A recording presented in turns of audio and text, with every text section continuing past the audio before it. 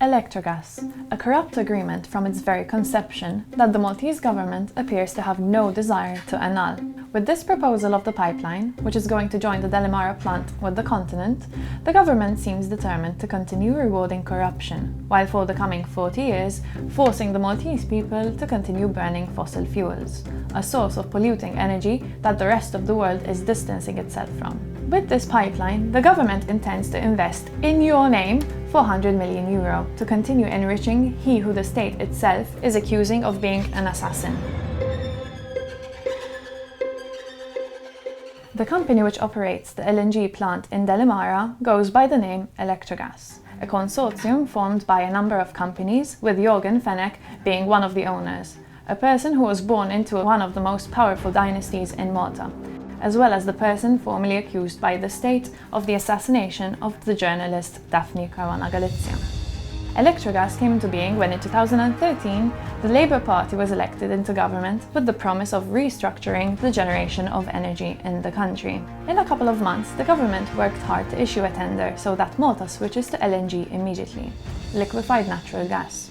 It is good to note that Fenech had long been proposing a project practically identical to this one since 2007. However, no government until that point had welcomed the project. Fortunately for Fenech, the tender for the building and operation of this power station was won by him and other business partners.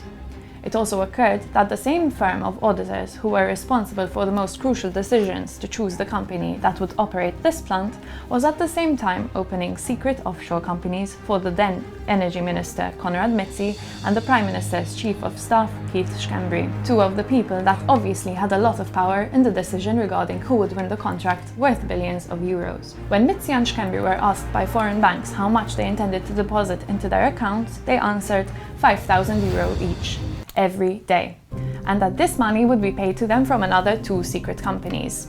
One of those two companies is in fact 17 Black, the supposedly secret company of Jorgen Fenech. What could have motivated Fenech to pass that kind of money to Mizzi and Schembri?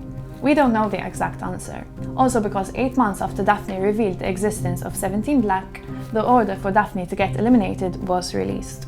Tragically, this agreement, which is soaked in blood, is still in force.